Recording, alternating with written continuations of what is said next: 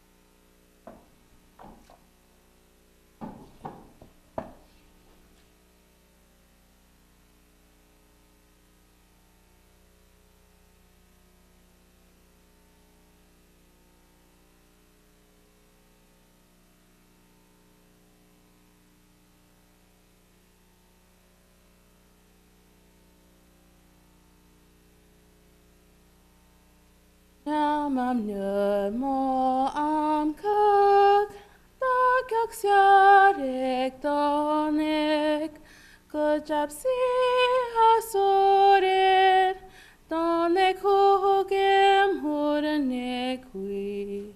Svug mam stanem churchan, chako ups mams, amadak chagadak. Versus nana morak. What a swag makupon, was kokaida kupon, chug mamort, monana kicked vanja, tish haska manovidud, kutsibu abora.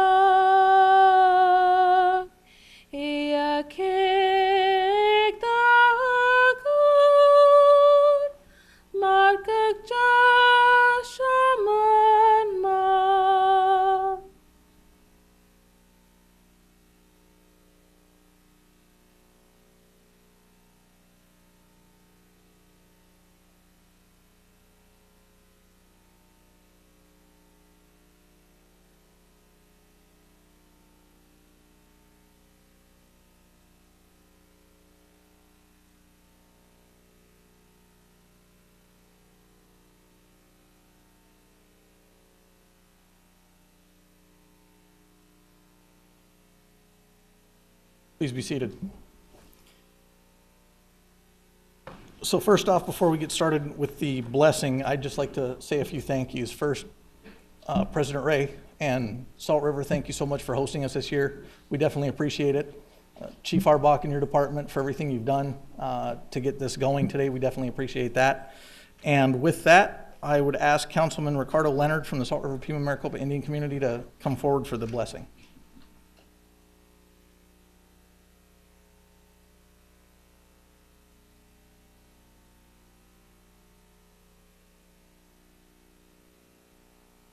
It's an honor to greet you all this afternoon and to do a small blessing. Often people, we do a lot of blessings by song. When our babies are born, we do blessing songs. When our crops are grown, we do blessing songs. When our people die, we sing the memorial songs to help their souls go on. This is a song from the Unamovik, it's called, the series of songs. And it means closed or caged bird. And the bird that they talk about is the macaw. The macaw is the parrots from the Flagstaff area and also from the Mexico area. And so there was a lot of trading at that time with the hu'ugam. The song talks about how a mother is crying. He's saying, "Oh, my baby, where have you gone? I know that you'll go to the sunrise and do your duty. And I know you won't come back until you finish your duty. And I thought about this for a while, thinking, I know this pertains to veterans because it's called a veteran song, but it also pertains to the police department and the fire department. All those people that clock in the morning time and don't know what's going to happen to them the rest of the day. And when they go back home to their families, I'm pretty sure that they all breathe a sigh of relief that nothing bad has happened. No fire has taken them. Nobody has been shot. No one has been hurt. And those are the type of things that this prayer is about. So I wanted to do this song for all of you. And I ask that you think of good things and hope this blessing goes to all of you and that you continue to remain blessed and protected by our Creator. That all those blessings will go to you and your families. I'm kind of loud, so I'm going to put this mic kind of up there.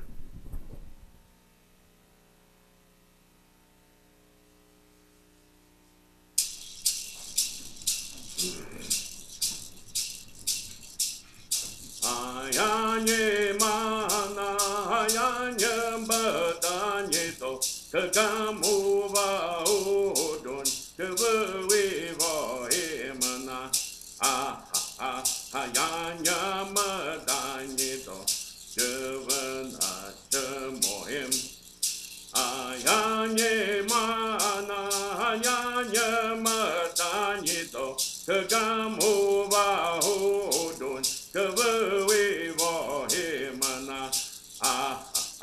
ayanya madanye do kevana kemohem ayanye mana ayanya madanye do kegamu va odon kewe va emana ayanya madanye do kevana kemohem ayanye mana ayanye madanye do kagamu va odon kewe va emana ayanya madanye do kevana kemohem.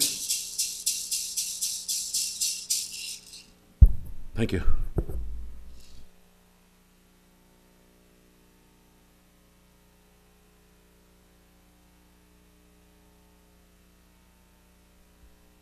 So before I have ICIN President Chief Bradley come up and say a few words, I forgot a couple of thank yous. Also thank you to Salt River Fire Department for helping us out and the veterans from Salt River as well. We definitely appreciate it. With that, I will turn it over to Francis C. Bradley Sr., Police Chief for the Wallapai Nation Police Department and President of the Indian Country Intelligence Network. You're welcome. I won't push the mic away because I'm really not that loud. Good afternoon, everyone. 12:06 p.m., so that means we're in the afternoon. My name is Francis Bradley. Torich Idi born for Kia Ani.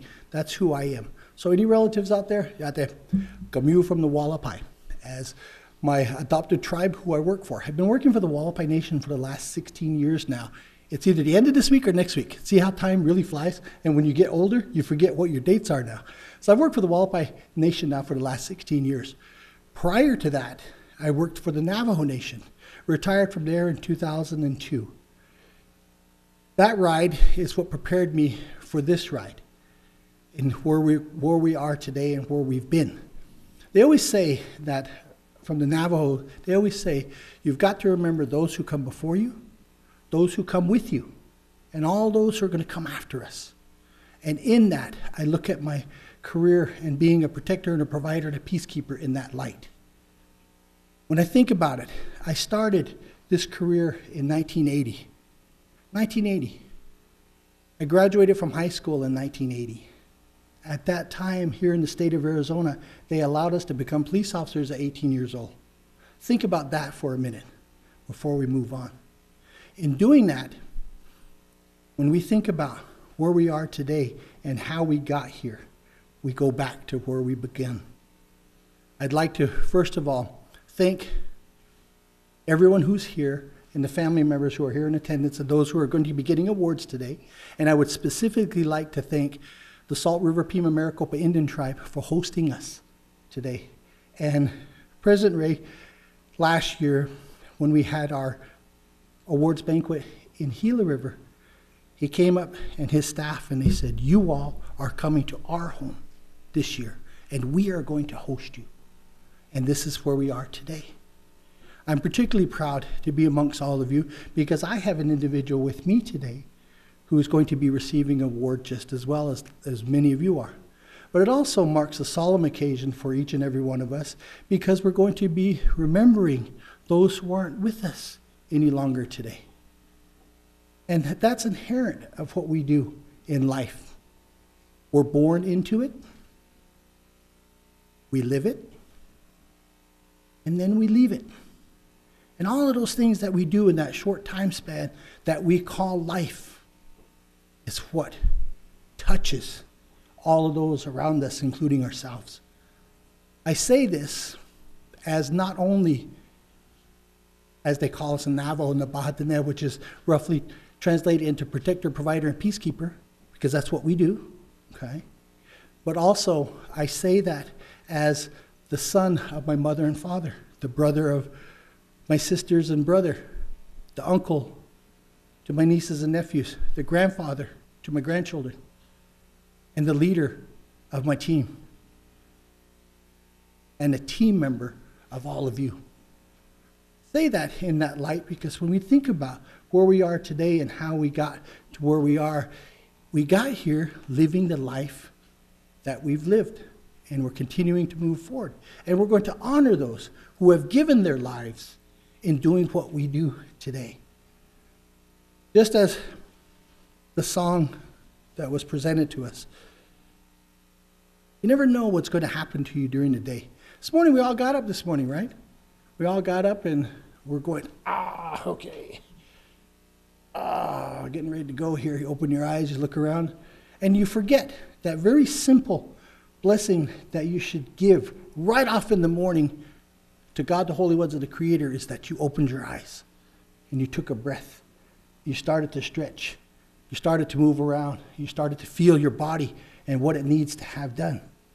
And for me, throwing my legs off the bed and then standing up is like, oh yeah, I got some really nice knees.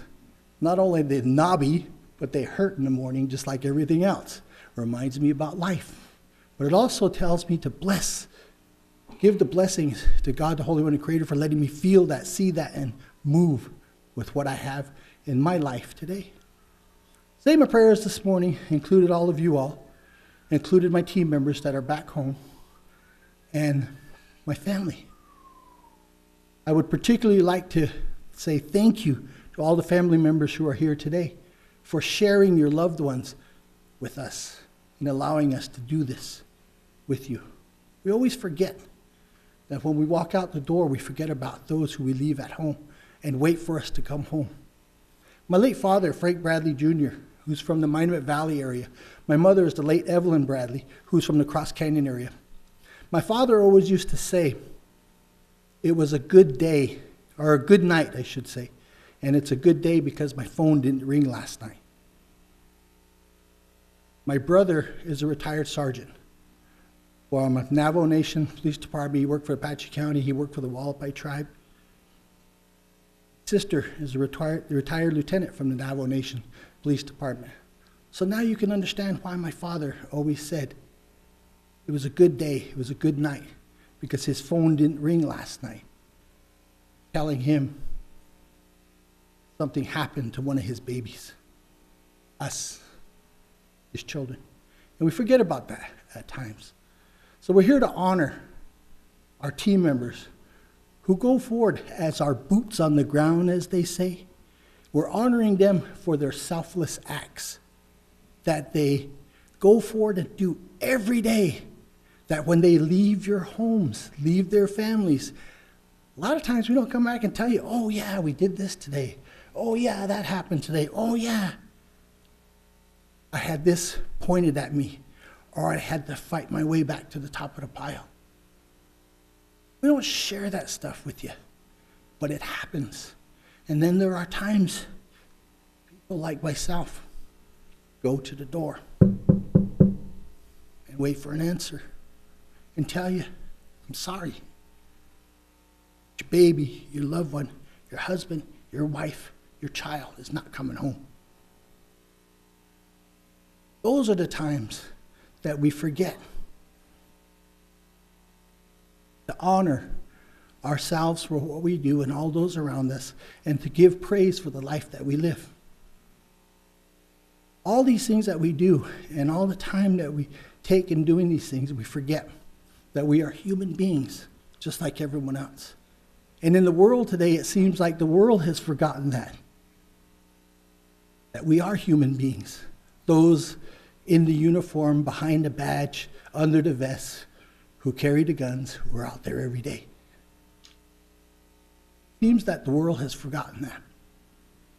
It seems that way, but I can tell you from all of my travels across this country and working here in Indian country, people appreciate what you do. It's been a couple months since somebody bought me lunch or dinner that I didn't even know.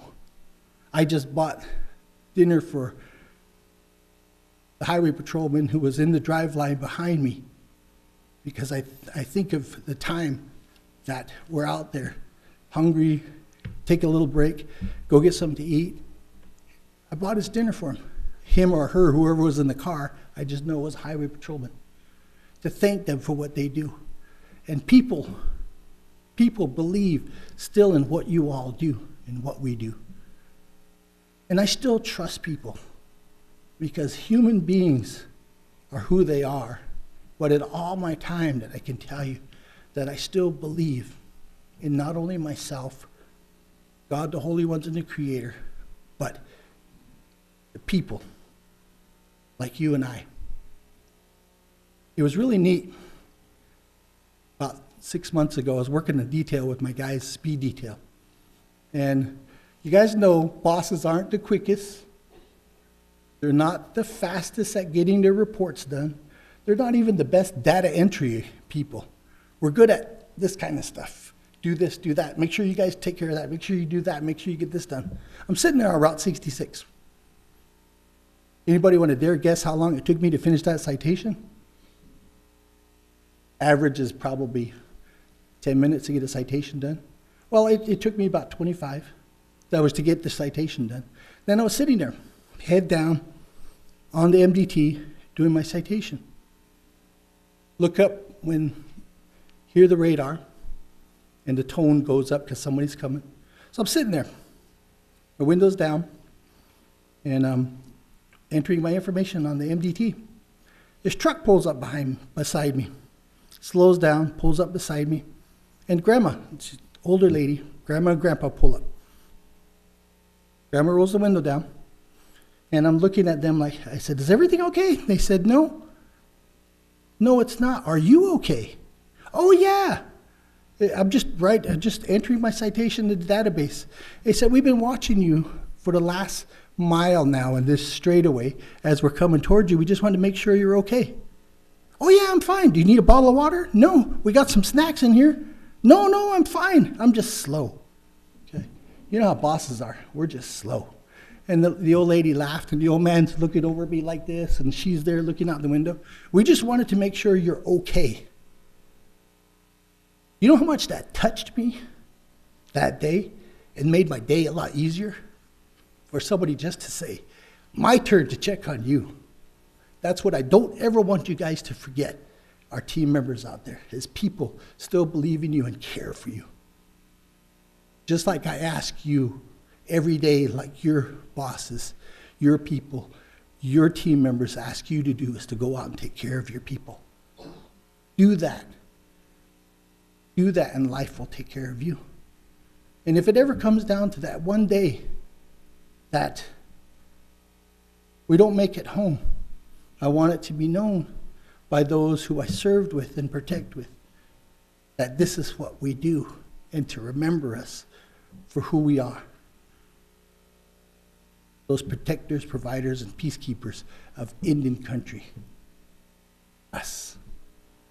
Be proud of the award you're getting today. And thank you all for being here with us. And to those whose children didn't come home, for their service. Thank you for sharing them with us. Their memory is in our hearts just as it is in yours. We know the loss and the pain just like you do. But we're here because, like your children and your loved ones, we choose this path. Be well, each and every one of you. Take care of those beside you. And don't forget the people that we serve and protect are just like we are, human beings. And you all will be there by someone simply calling and saying, I need help, said the police. It's you who will be there, not me. It'll be you. So take care of yourselves out there. Take care of yourselves. My career has taken me many places. I've experienced many things, but there is nothing that's going to make me prouder than being a protector, provider, and peacekeeper, just like many of you. Again, be safe, be well. Love yourselves. Take time for yourself. Know your peace. Find it. Not long ago, I was introduced to this concept of sacrifice is peace. Peace is sacrifice. Each and every one of us have to find that peace and know that peace. So you have to sacrifice to get that. Find your peace, know your peace, and live your peace. So when that day you get back, check on duty, and go out and do your job, they know that you are truly that peacekeeper that they call for, that protector and that provider, because you will be there when you're called. Thank you for being here with us today, and I especially am proud to be here with President Ray, a man who I admire, who has given me direction, guidance, and provided for me just like he does for his people. He's done that for all of us in Indian country, and I am proud to call upon him and call him a friend and to be able to help him in his time of need. So thank you very much, President Ray, for always being there for me when I need that guidance, that direction, and those ears to help me through what I'm going through or dealing with, and to give me that path to take. I appreciate that. And to my friend Carl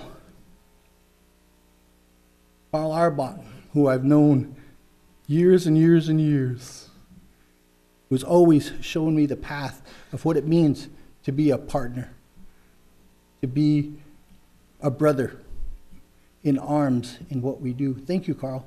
I appreciate that, and especially for your guidance, your protection, your words, and your comfort.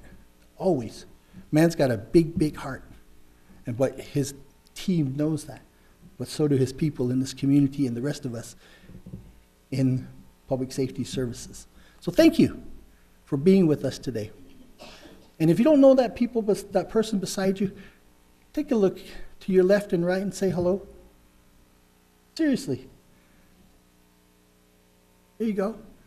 Because in Navajo, the one thing that they say about, the only thing that's truly ours is our touch.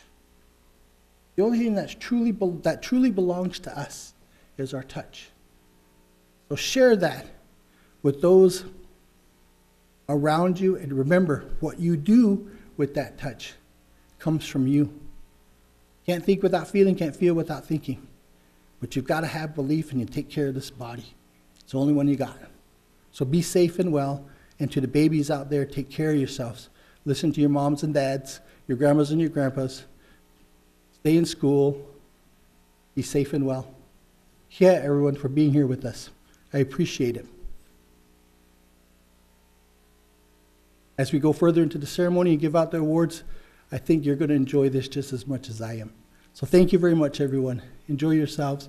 eat a lot when we get to eat, but also listen to the citations that are going to be read about how these protectors, providers, and peacekeepers earned their rewards. So thank you very much, ladies and gentlemen. Yeah.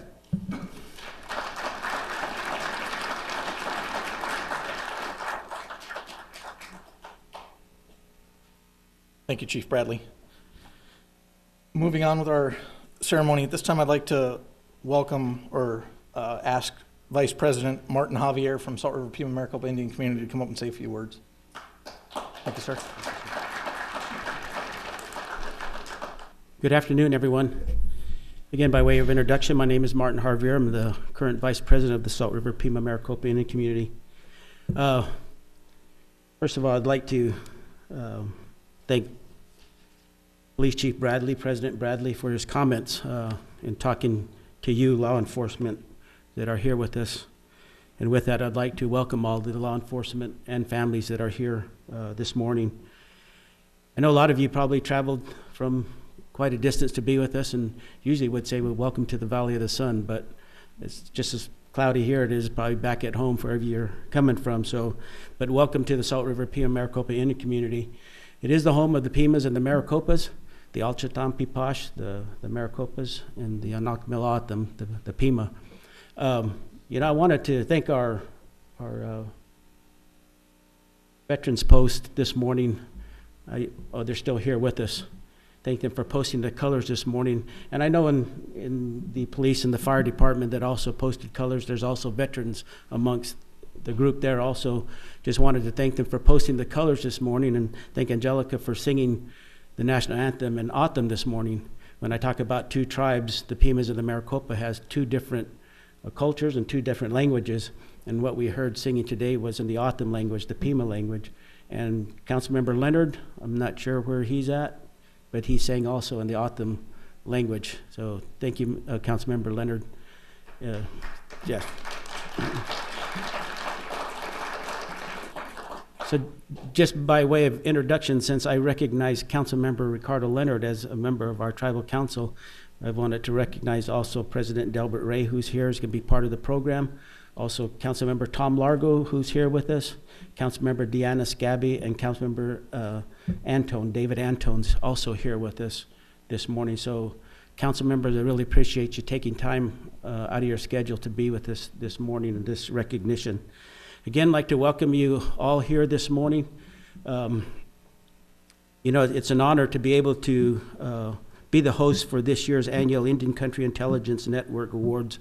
And, you know, when President Bradley said that President Ray kind of encouraged him for us to be the host this year, I guess it's only fitting. This year we also celebrated 50 years of law enforcement in the community, so it kind of goes hand in hand. So it was a great invite, and thank you for taking us up on the invite to host the event here. So again, I'd like to thank everybody for being here this afternoon. I want to go back to the veterans and posting our flag here. You know, I think about the time and efforts out of their life that they gave to serve our country on foreign lands, wherever they served, for the freedoms that we enjoy in this country. And I want to thank you as law enforcement officers for providing that protection and safety in Indian country. You know, as a tribal official, we know how hard it is to have people come into our community and serve positions. It's very difficult. So we appreciate you coming into our country to help, again, to provide that safety that, you know, our people are looking for. And it's unfortunate we have people that commit crimes.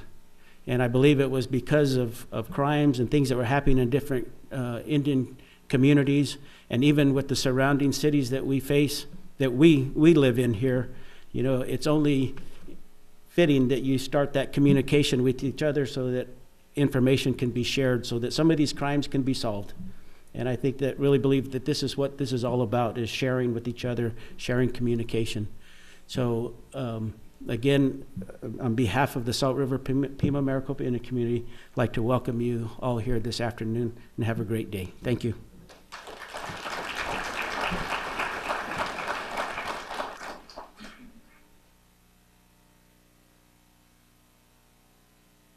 Thank you, Vice President. So as we move on, several years ago, and there's two people I'd like to thank right now that are in the audience with us. The Indian Country Intelligence Network has many partners and collaborative partnerships that you'll hear Chief Arbach talk about, but one of them is with the Arizona Peace Officer Standards and Training Board, who everybody in the room is very familiar with. And a couple years ago, we reached out to them and said, hey, we want a video talking about what ICIN is and what ICIN does. And so they put this video together for us. We added some Salt River footage to it. So at this point, I'd like to ask you to sit back, relax, and enjoy the show, as they say.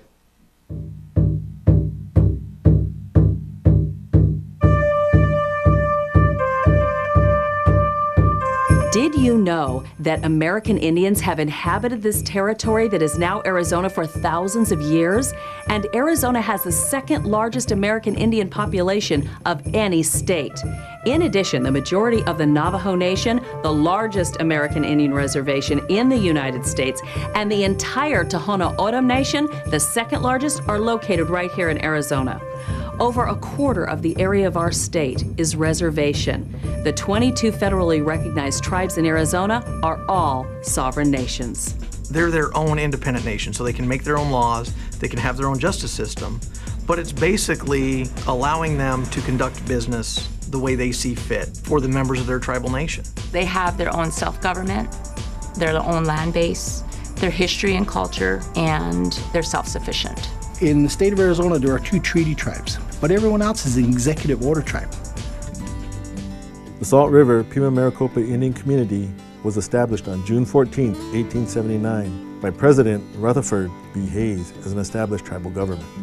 Today, the reservation includes 52,600 acres and sits in the heart of the Valley of the Sun.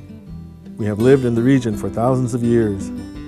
Our history tells the story of the Akimel O'odham and the Hashidam Pipash, each with their own rich culture. We have been able to sustain the change of time by working together and helping one another. Our current membership is at 10,407 enrolled tribal members, spanning from infant to 104 years old. As a growing community, the Tribal Council has made it a priority to update the community's vision and mission to ensure its purpose is current with our changing times and to maintain our future. These views include to create a healthy community in mind and in body, free of drug and alcohol abuse, with access to quality health care that uses daily exercise and diet to combat diabetes, heart disease, and other health problems. An educated, trained, and motivated membership succeeding in quality jobs that support self-reliance and family financial independence. A safe community free of gang activity, domestic violence, and other violent crime. An environmentally responsible community that preserves and protects the precious land, free of graffiti and trash. A financially independent community that provides fiscal security for sustaining government services for future generations, gained through well-planned economic growth and responsible spending. A community membership actively teaching and exercising the Akimel O'odham and Hashidam Pipash language, culture, and traditions. A self-governed, sovereign community with an engaged, informed membership, exercising their voice and respectfully participating in guiding and assisting community leadership. A community with strong supporting families, diminishing the need for foster care and group homes. A community of tolerance and respect for each other, where families and neighbors support and work with each other. And a community with the resources and programs to effectively support the needs of community members and their families. Former and current tribal leaders and visionaries have helped our community become a nationally recognized leader by diversifying our economy and creating opportunities for our members to prosper. The leadership will continue to explore ways to sustain its government through creative economic development, to diversify the means to provide essential services for its membership, while maintaining balance and adding to its impressive list of firsts.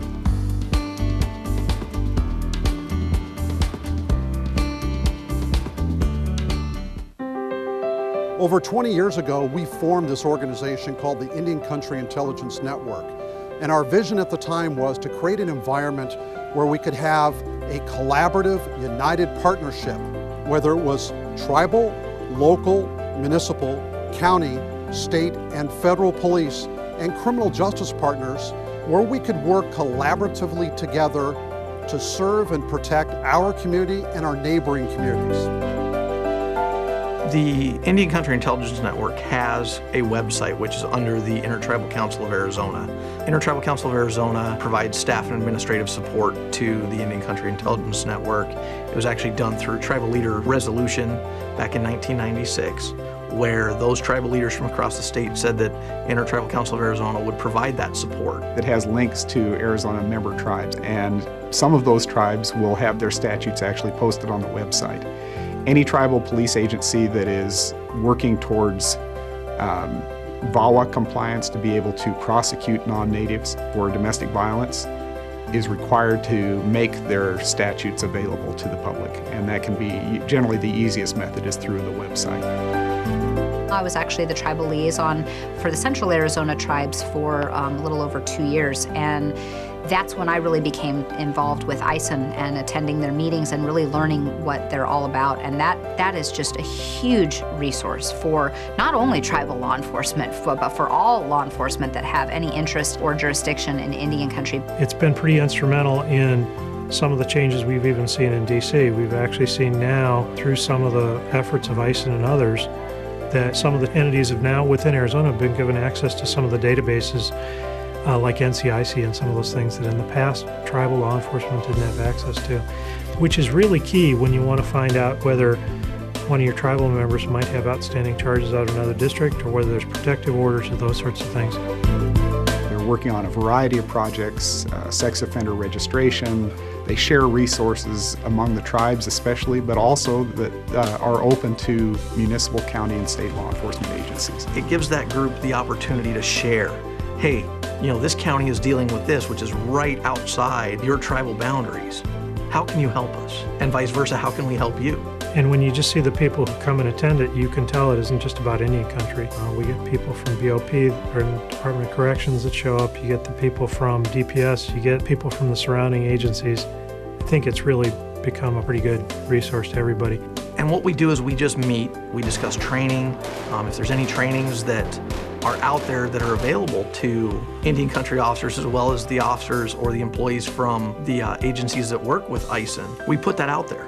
Also, it's a great networking tool for us in terms of getting the word out there when there's an important training opportunity that's coming up or something like that, or there's grant resources to be had.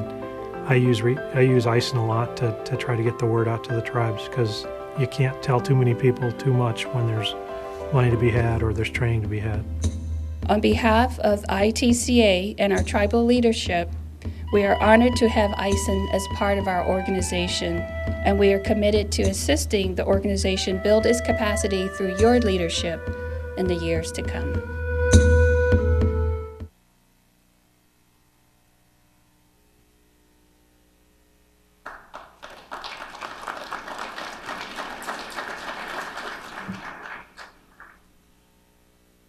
So at this time, I'd ask the Salt River Police Department Honor Guard, Fire Department Honor Guard, if you're still here, and veterans to come join us, as well as Chief Bradley and Chief Arbach, if you could come join me at the podium, please.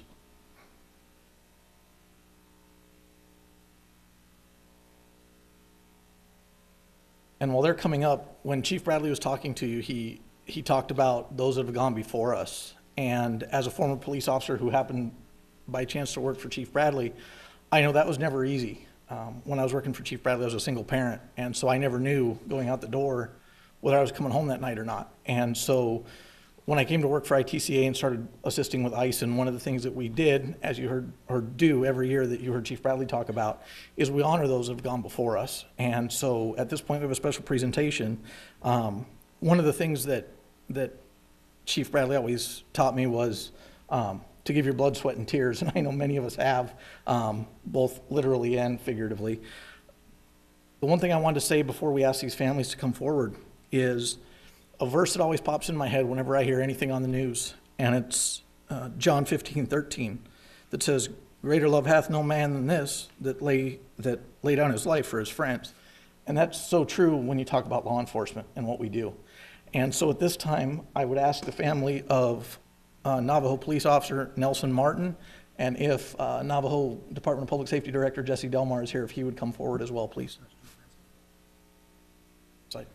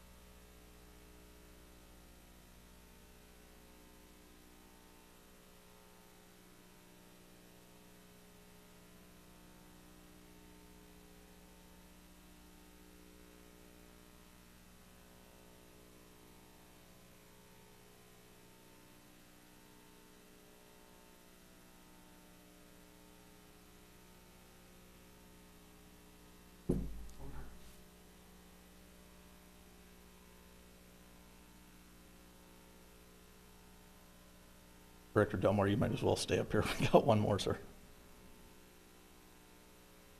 As many know, it's never easy to say goodbye, and unfortunately this year we had 2 from the Navajo Nation, and so Officer Martin's family was just here, and now I would like to ask the family of Navajo Police Officer Houston James Largo to please come forward.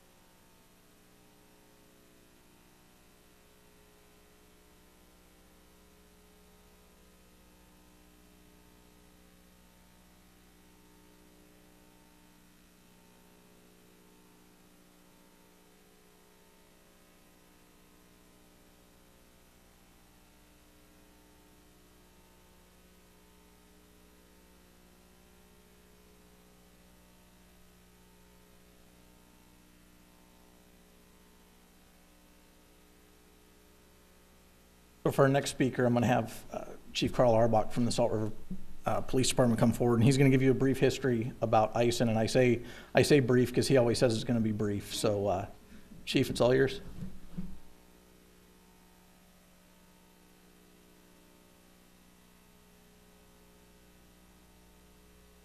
Well, good afternoon, everyone. Nathan, thank you so much for the introduction. It is my great honor, my enduring honor and privilege on behalf of the Indian Country Intelligence Network, as Nathan had said, to share briefly with you a little bit about the history of our Indian Country Intelligence Network. And I'd like to cover that with you this morning because we're all gathered here as one community, and that truly represents who we are in our Indian Country Intelligence Network.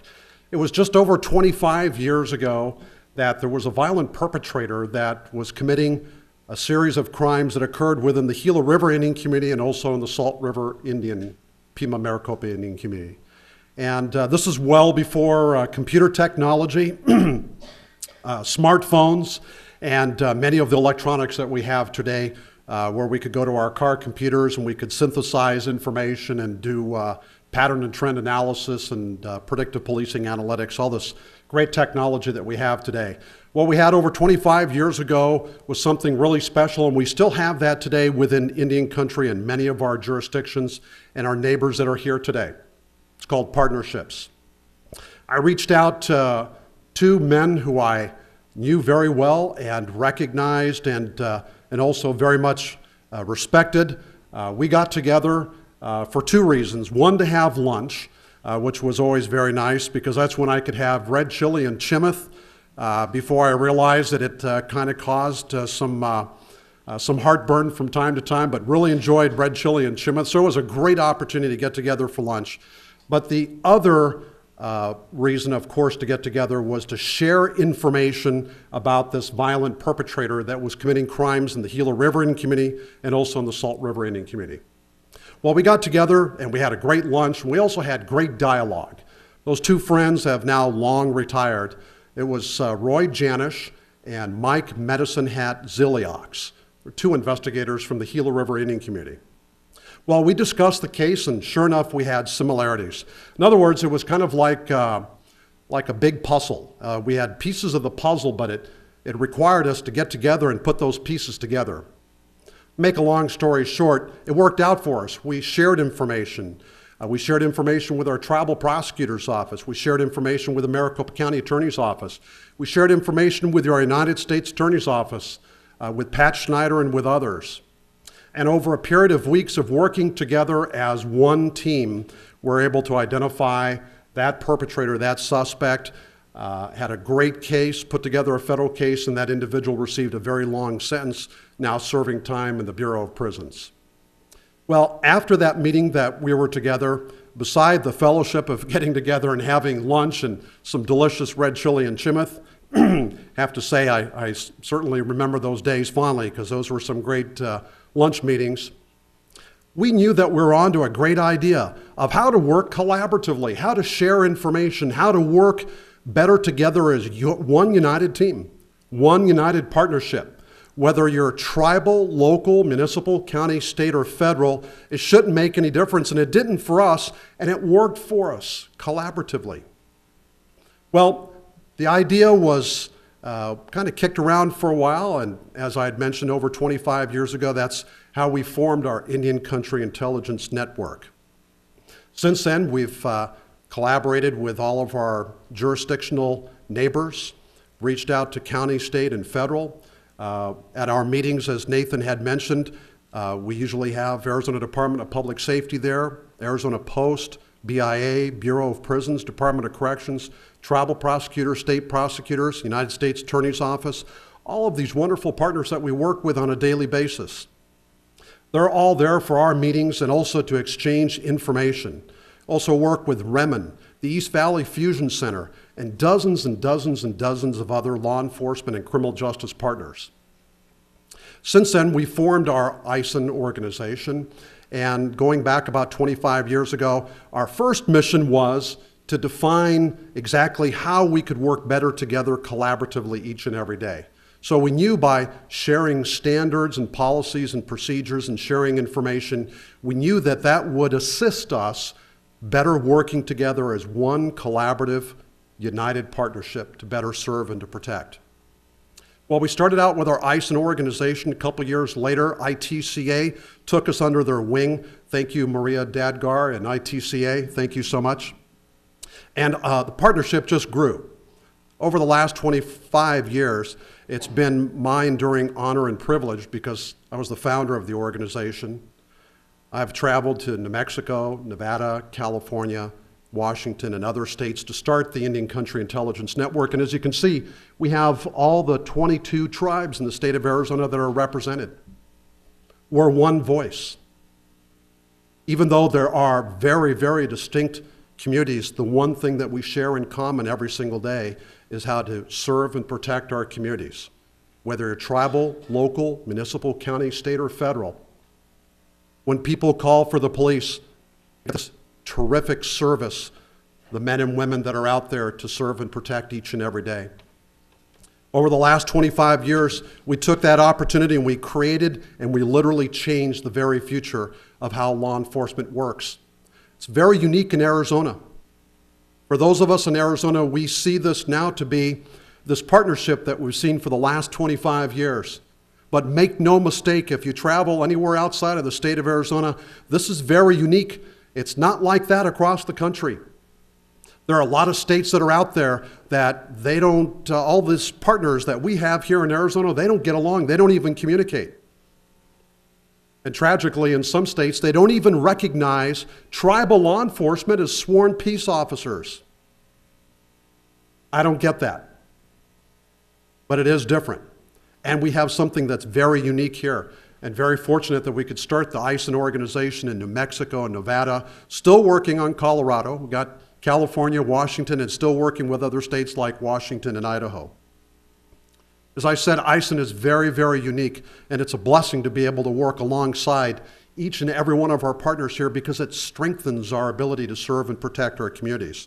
We've developed this collaborative and united partnership, and through ITCA's help and assistance, a web page, also working with AZ Post and other partners to have this type of awareness and exposure throughout the state of Arizona and nationwide about what it's really like to work together as partners.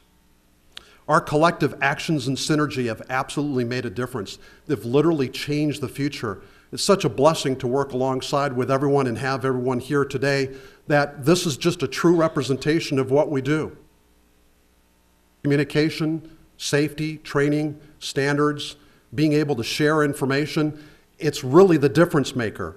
Sharing that information has literally saved lives, and it's solved hundreds of crimes. No one was interested about who got the credit. We did it as one community, one united partnership. So I leave you with this thought before we continue on with the rest of the program today. Imagine what more we could accomplish by working together as united partners. What could we benefit and what could we bring for our future? And so I leave this thought with you is, what will you do with your opportunity? Because the future is today. We are one mission, we are one voice, we are one partnership. Indian Country Jurisdiction and the ICIN organization. Thank you all, and may God bless you and protect our men and women that are out in the street who serve and protect every day. God's blessings to you all. Thank you.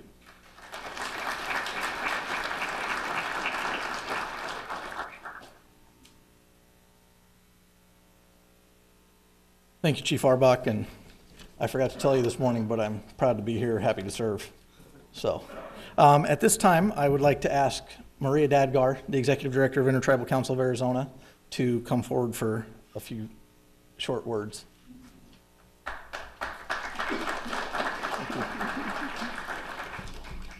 Good afternoon, tribal leaders, law enforcement officers, friends, and family. As Nathan already mentioned, my name is Maria Dadgar. I am the Executive Director of the Intertribal Council of Arizona. I am an enrolled member of the Piscataway Tribe of Southern Maryland, grew up in Maryland, and I'm dedicated to ICIN for many reasons, but especially because my dad worked in law enforcement. My dad was a Secret Service agent.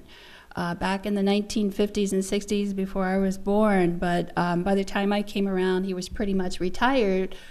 He had 4 girls and 2 boys, and all of us learned how to shoot and how to take care of ourselves, and he used to always joke with me. He said, you know, because you're a daughter of a law enforcement officer, there's certain training I have to give you, and you have to understand, and you have to carry this out at all times.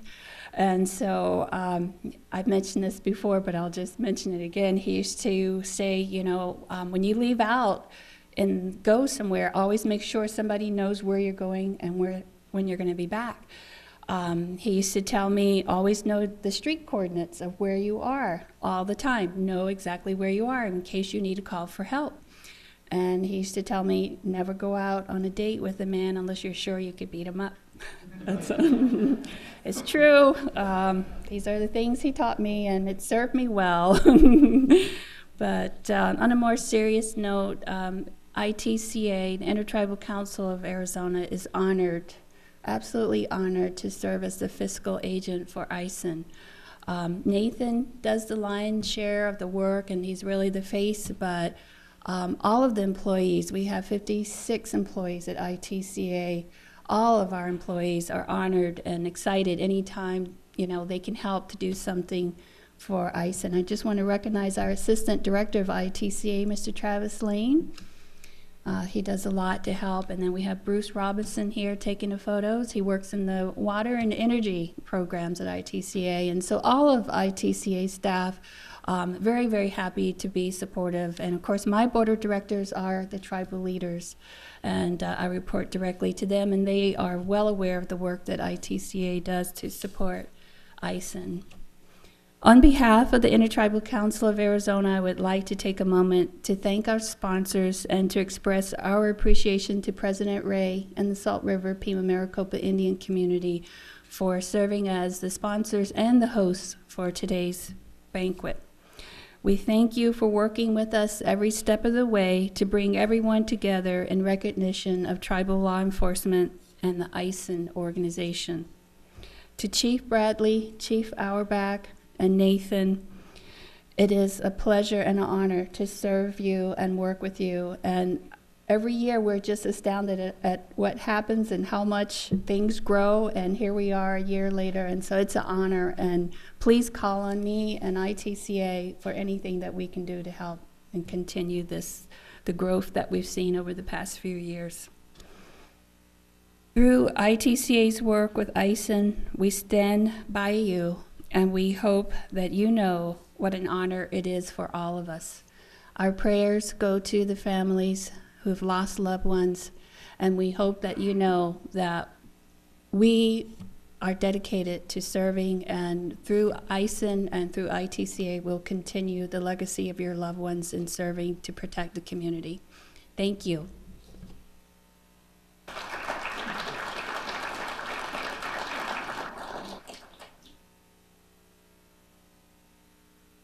Thank you, Maria. Thank you, Travis. One minor change to the agenda as it stands is, unfortunately, President Russell Begay from the Navajo Nation couldn't make it today. He tried his hardest to get here, but he had other things he had to take care of. So with that, I'd like to welcome our keynote speaker, President Delbert W. Ray Sr., Salt River Pima Maricopa Indian Community.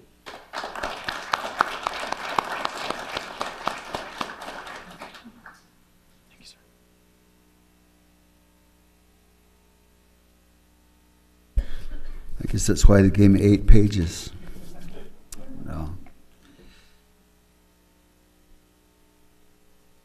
You know, I had a chance to come in here yesterday just to see the work that staff does, you know, to set this up. You know, I just really want to say thank you to the staff. They've done a marvelous job. Let's give them a hand.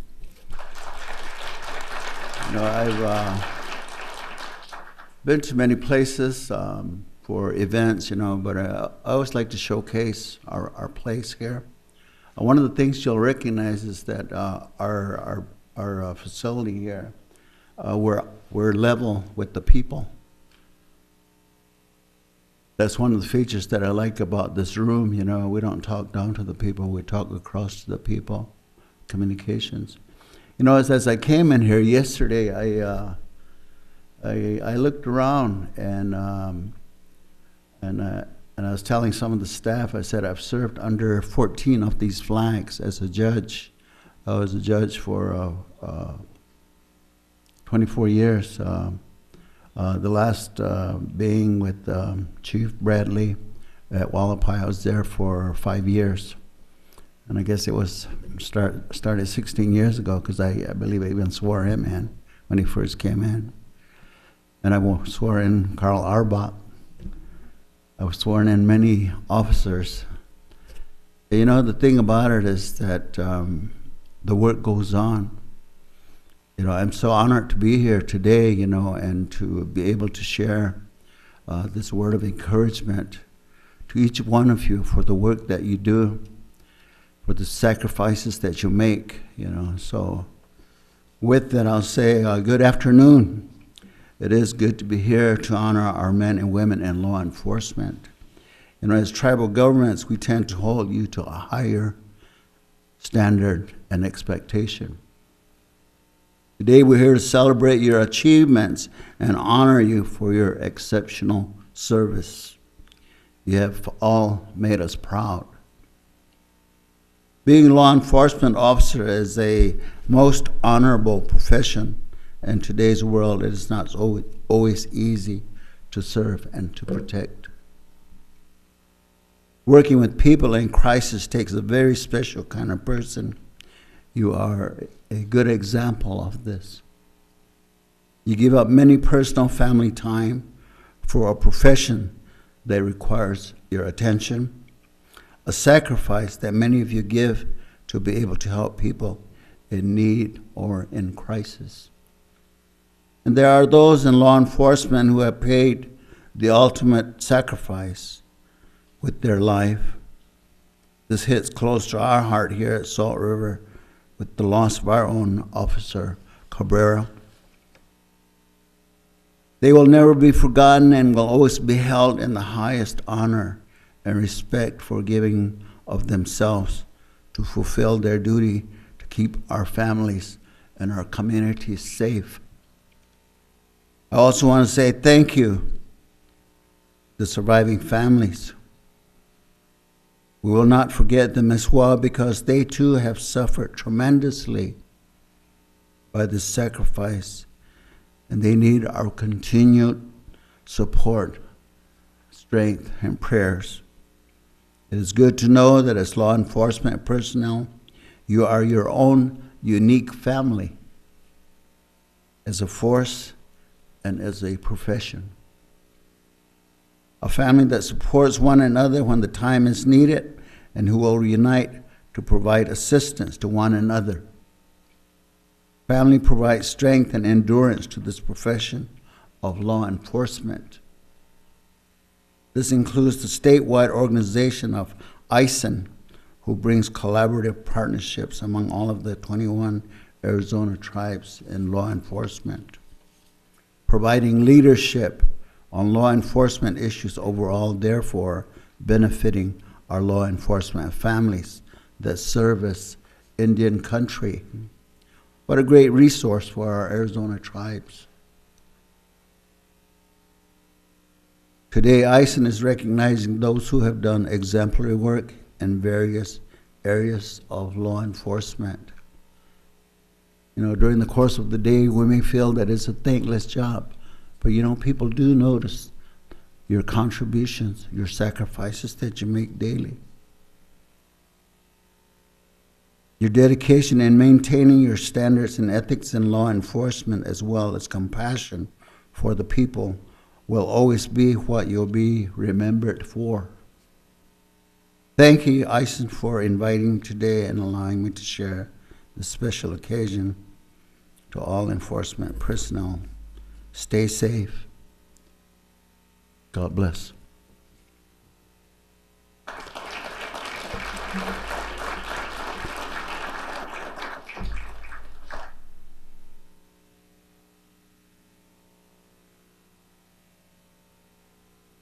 Thank you, President Ray. At this time, I'd ask again Chief Bradley and Chief Arbach to come forward. This is the part of the ceremony that everybody's been waiting for. And as Chief Bradley said when he was giving his opening remarks, please look at the words on the screen that'll be behind us on the PowerPoint and listen to the acts that these police officers have done within our tribal communities.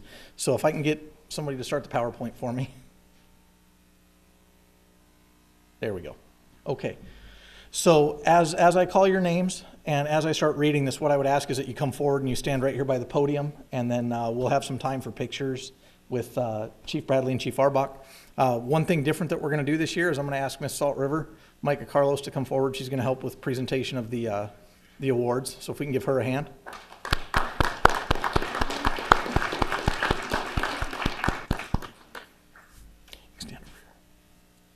All right, so the first category that we have is acts of exceptional valor. And the first three awardees come to us from the San Carlos Apache Police Department near Globe. So at this time, I would ask Detective Wensler Nosey Jr., Detective Mark Farron, and Officer Dale Bodine to join me at the podium.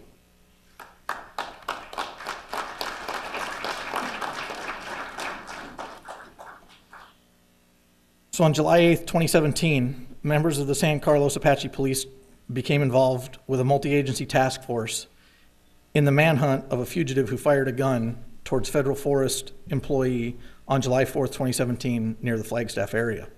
On July 12th, 2017, the fugitive was spotted on the San Carlos Apache Indian Reservation, and a team encountered the fugitive in the early morning of July 13th, 2017.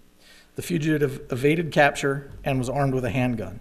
On July 15th, 2017, about 1:30 in the morning, Detectives Wensler Nosey Jr., Mark Farron, and Police Officer Dale Bodine were part of a 5-man team that was searching for the armed fugitive in the Tonto National Forest, just north of the Globe area. When they encountered the fugitive fired his gun towards the officers, who all returned fire, striking the fugitive. There was a break in the firefight, which allowed the officers to reposition themselves while maintaining cover on the fugitive. The fugitive, while laying prone on the ground, fired a second time, almost striking the officers. Officers again returned fire and were able to stop the fugitive. The courage and professionalism displayed by Detectives Nosey and Farron and Officer Bodine is exceptional, and it is with great pleasure that we award Detective Nosey Jr., Detective Farron, and Officer Bodine with the Acts of Exceptional Valor Award.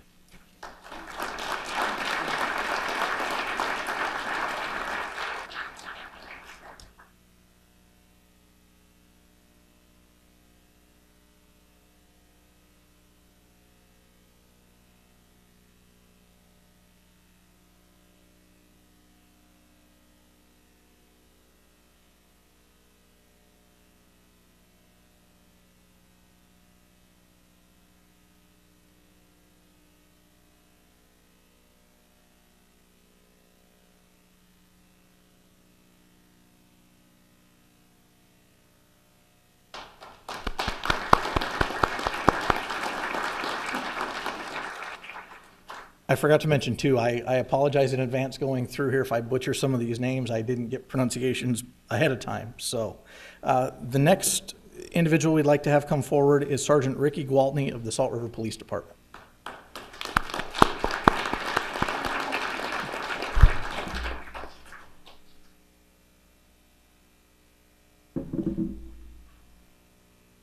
Over the past 12 months, Sergeant Gwaltney has overseen the training of a new animal control technician and 3 new ranger officers.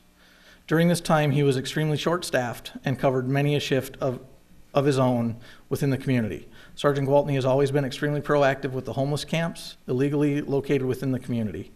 He is a working sergeant through and through and led the Rangers. There again. Excuse me. And led the Rangers in trespassing calls for service, as well as warrant arrests. Sergeant Gwaltney was called on time and time again to cover the various patrol squads due to their short staffing, which he did without complaint. Sergeant Gwaltney is very dependable and reliable. He can always be called upon to cover when needed and provide direction regarding undercover, narcotics, patrol, tactical, or explosives-related calls or issues. His vast knowledge is drawn upon consistently and constantly by his peers and supervisors within the department. For these reasons, and a multitude of others, it is with great pleasure that Sergeant Ricky Gwaltney is nominated and awarded for the ICIN Outstanding Exceptional Service Award.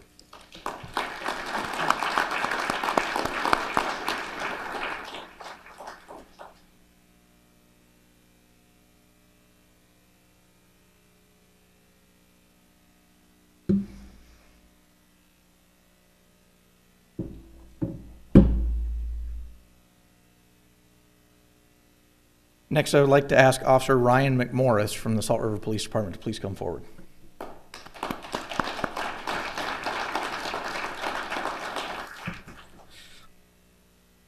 Officer McMorris has quickly and efficiently completed several fatal collision investigations, has achieved successful prosecution for a violent, careless driver who tragically took the life of an innocent person while under the influence. The suspect received a 20-year sentence in the federal system. On this and other fatalities or near fatalities, Officer McMorris has been dedicated to the victim's family, the prosecution teams, and everyone else involved. He demonstrates and models professionalism, hard work, enthusiasm, and gets results with his investigations.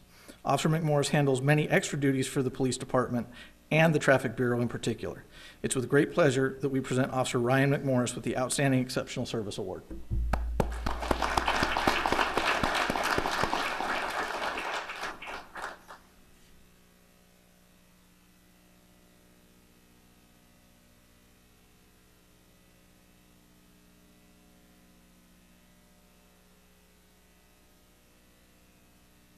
Next, I would ask Officer Christopher Soltero from the Salt River Police Department, please come forward.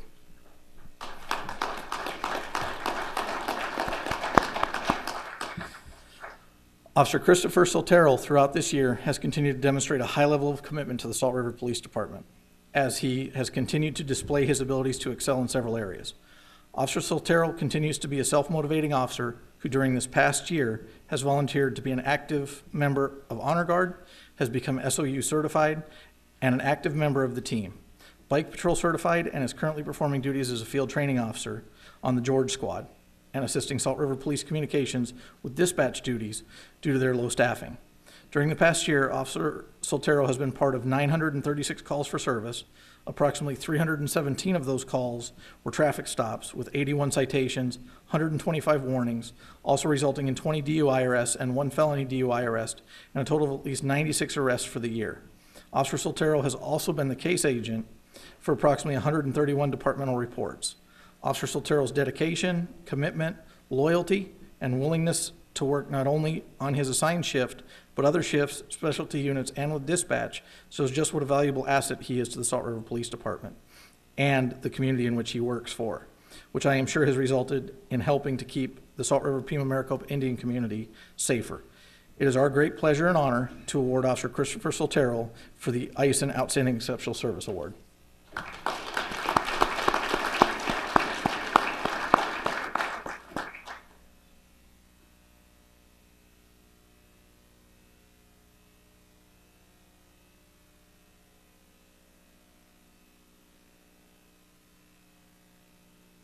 At this time, I would ask Dispatch Supervisor Marcy Thomas to please come forward.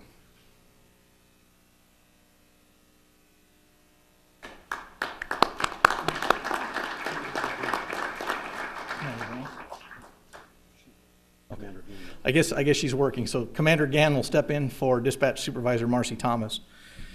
Ms. Thomas has taken on extra duties of overseeing the training program for all new dispatchers. She has worked diligently to update her telecommunicator training status through APCO, in addition to researching countless hours of curriculum and implementing many new teaching methodologies for new employees. She partners with Salt River Fire, field training officers, and other agencies to discuss implementing best practices, standards, policies, and procedures, and puts those efforts toward the development of the upcoming Salt River Dispatch Training Program.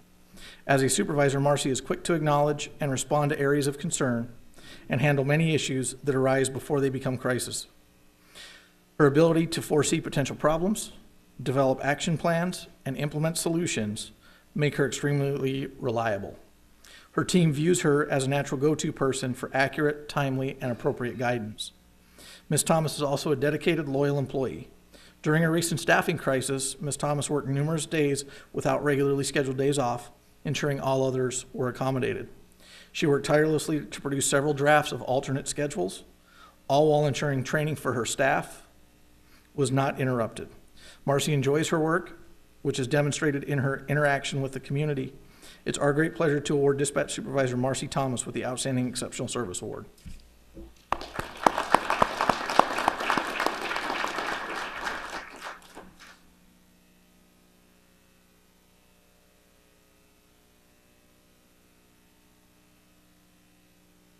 Now we'll move into the life-saving category, and this one I have to tell you, receiving some of these nominations and reading some of the things that these officers did this past year blew me away. So the first one that I would like to ask to come forward is Officer Brandon Lewis with the Salt River Police Department.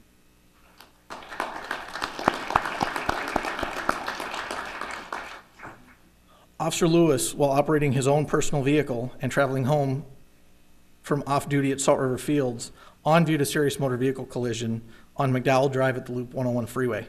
The collision involved a subject whom sustained serious life-threatening injuries, including head trauma and lacerations. This narrative is from an email generated by the on-duty fire personnel, which reads as follows. I would like to personally recognize Officer B. Lewis for his extraordinary selfish dedication to duty to the citizens that we serve in our community, on and off duty. On 24 March 2017, while responding on Rescue 293 to a two-vehicle motor vehicle collision with heavy to moderate damage at the intersection of northbound 101 and McDonald off-ramp. As first arriving unit, after giving on-scene report, set out for triage a number of patients needing medical assistance, I approached the scene and witnessed Officer Lewis taking immediate action, assisting the needs of a critically injured patient from the backseat of a badly damaged vehicle. Officer Lewis was holding manual cervical stabilization, for a severely injured young male with a massive head injury, doing everything possible to assist and ensure the patient before Salt River Fire paramedics took over care. After transporting this young man to Scottsdale Trauma Center, we learned that the patient had suffered a fracture to his cervical spine, which could cause paralysis to upper and lower limbs. During transport, the patient was able to still move hands and feet, and at this time, the patient still has use of his extremities. It is with great pleasure that Officer Brandon Lewis is awarded the ICIN Life Saving Award.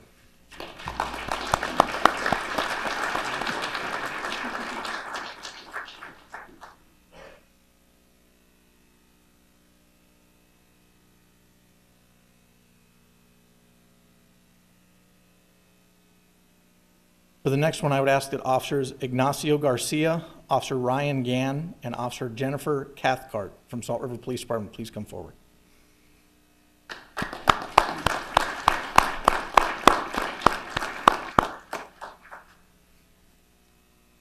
Officers Garcia, Gann, and Cathcart were instrumental in saving the life of a Salt River Pima Maricopa Indian community member.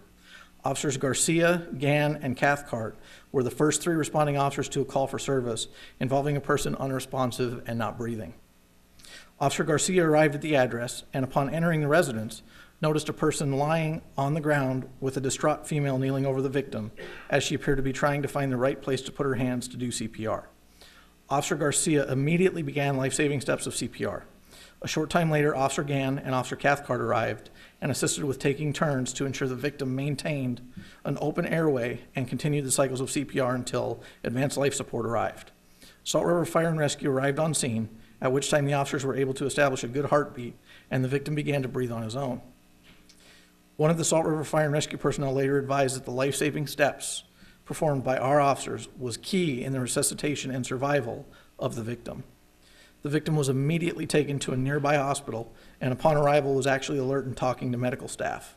Without the quick actions and teamwork of Officers Garcia, Gann, and Cathcart, the outcome for the victim may have been tragic, and it is for this and all three are deserving recipients of the Life-Saving Award. So it's our great pleasure and honor that Officer Ignacio Garcia, Officer Ryan Gann, and Officer Jennifer Cathcart are awarded the ICIN Life-Saving Award.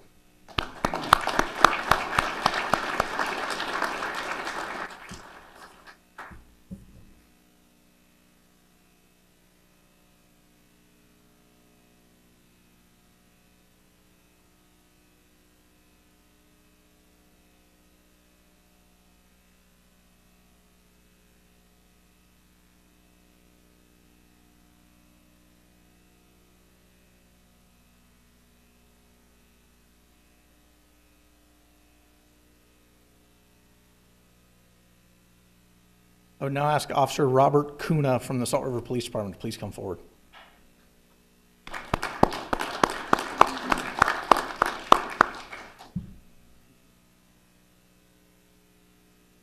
So Officer Kuna couldn't be with us, so Lieutenant McDaniel will receive the award on his behalf.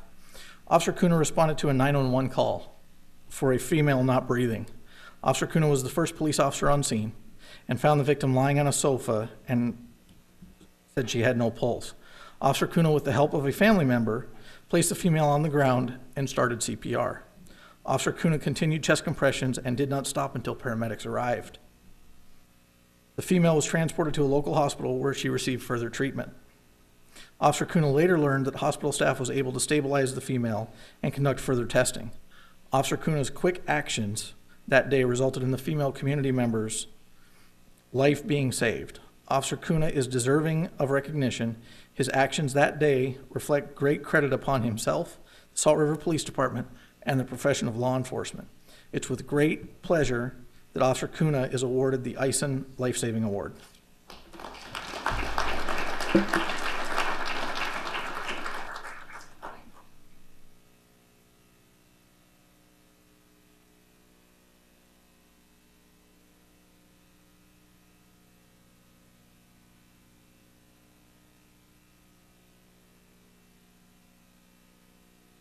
Next, I would ask Sergeant Brian Romer from the Gila River Police Department to please come forward.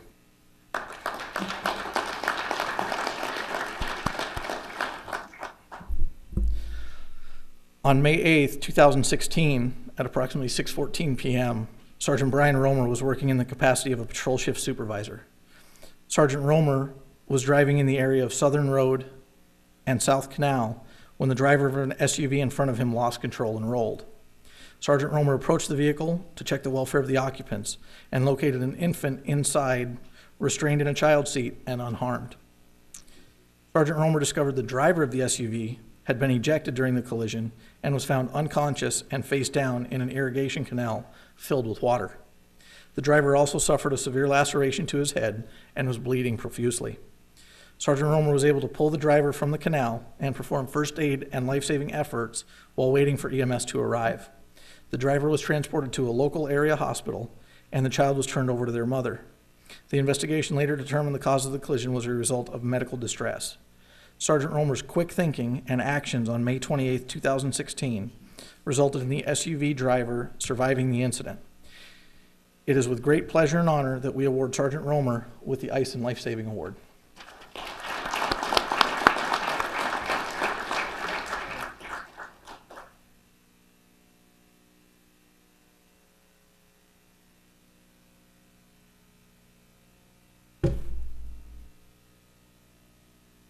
Next, I would ask Officer Alfonso Villar from the Gila River Police Department. Please come forward.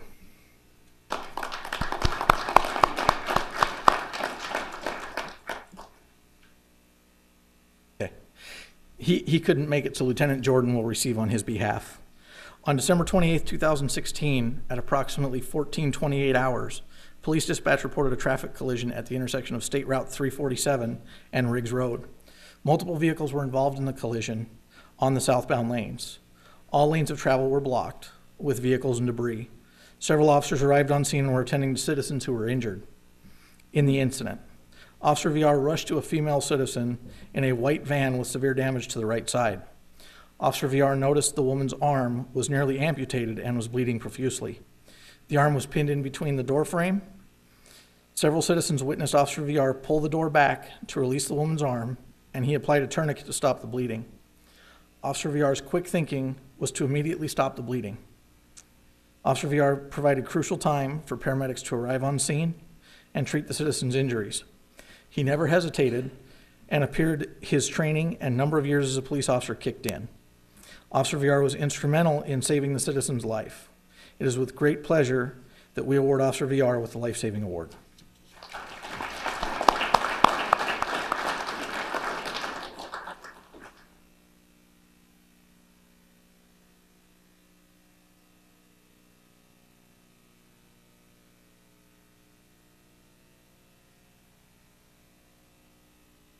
This time I would like to ask Officer Barbara Marchant from the Fort McDowell Police Department to please come forward.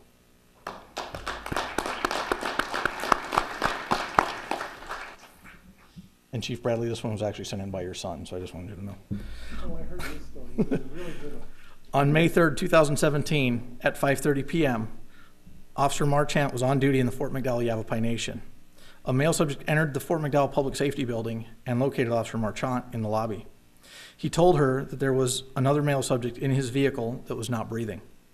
Officer Marchant radioed dispatch and ran to the vehicle in the parking lot.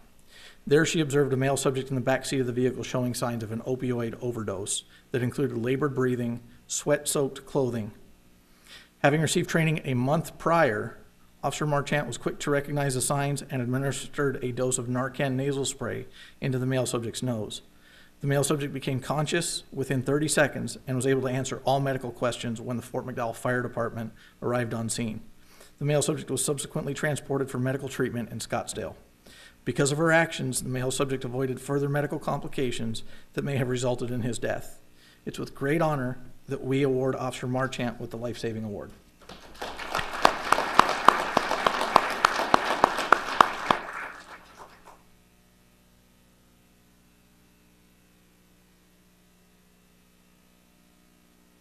The story was a lot more animated.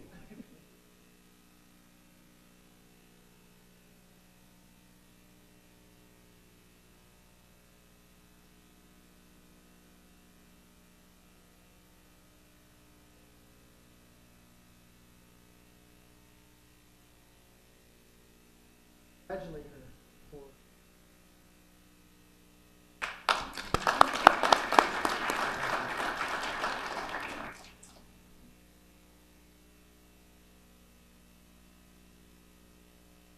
This time I would ask Officer Chris Titla and Officer Jonathan Rambler with the San Carlos Apache Police Department to please come forward.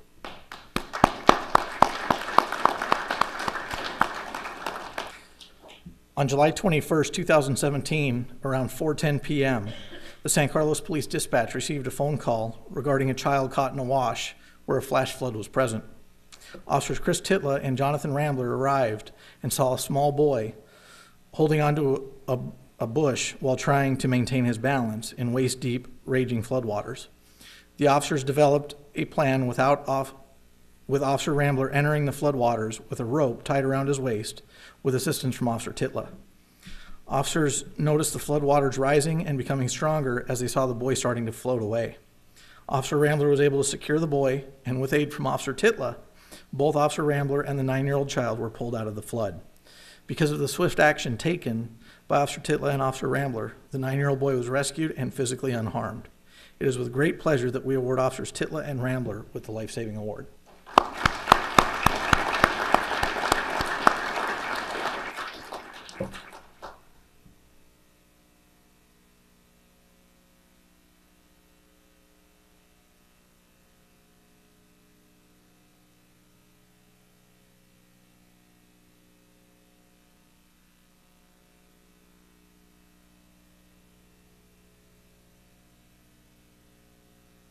At this time, I would ask Officer Candace Benali from the Navajo Department of Corrections to please come forward.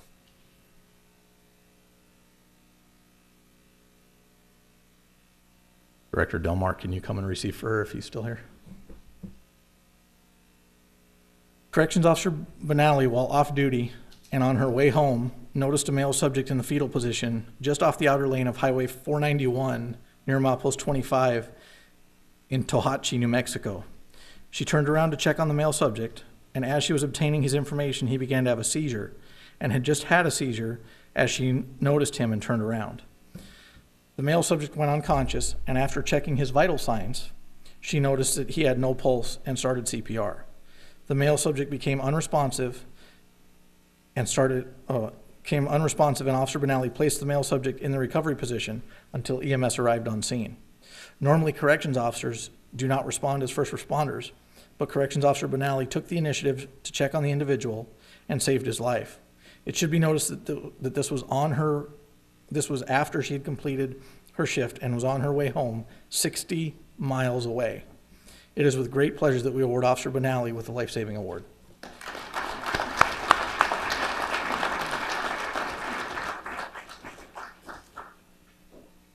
Director Delmar, you may have another one. Next, I would ask that Office Specialist Renelle Ghani please come forward if she's here. Office Specialist Ghani was traveling east on Highway 274 when a motor vehicle collision happened right in front of her as she was driving. The driver of one of the vehicles was ejected from the vehicle. As Office Specialist Ghani pulled over, she immediately jumped into action. She immediately checked for vital signs on the driver, who had been ejected, and noticed she was unconscious. She began CPR on the female subject until she regained consciousness, and EMS and law enforcement arrived on scene to take over. Office Specialist Ghani went above and beyond and saved the life of this individual who was ejected from a vehicle. As she recounted her encounter, she stated that she did not have a CPR mask and used a plastic Bash's grocery bag as a protective barrier to perform CPR. It is with great pleasure that we award Office Specialist Ghani with the Life Saving Award.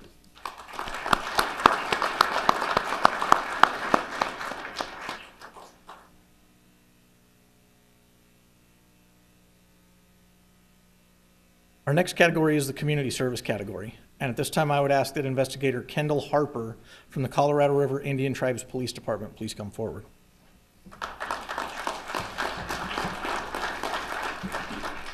Kendall, I just have to say, after I met you in Flagstaff, when I got this was like 8 pages long, so I had to take down what was sent in to this one paragraph. They really like you in crit. Investigator Harper's exceptional dedication and service to his community has enriched the lives of countless community members. With his involvement with Toys for Tots, Special Olympics Torch Run, community fairs, local holiday programs, and several other large events. Investigator Harper was born on the Colorado River Indian Tribes Reservation, where he was raised in a proud family. Investigator Harper extended that pride to his community when he became an officer for the reservation. While serving as an officer, he received many accolades for his outstanding service. When Crit PD Department had the honor to be associated with Toys for Tots, Investigator Harper seized the chance and headed the program. To oversee Toys for Tots requires long hours, long distances to travel, and a desire to provide and give every child the Christmas they deserve. Because of his involvements with Toys for Tots and Special Olympics of Arizona, they are a great success on the Colorado River Indian Tribes Reservation, and that is a true reflection of the hours and dedication Investigator Harper puts towards these programs. It's with great pleasure and honor that we award Investigator Harper with the Community Service Award.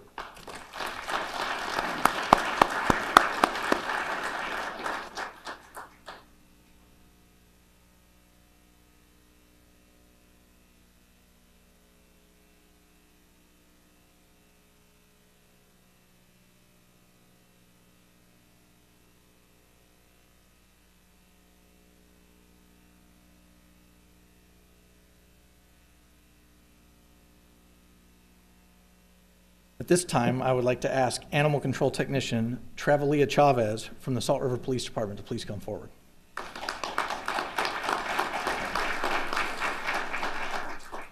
Animal Control Technician Chavez was hired on September 26, 2016 to fill the new position as an Animal Control Technician for the Salt River Police Department.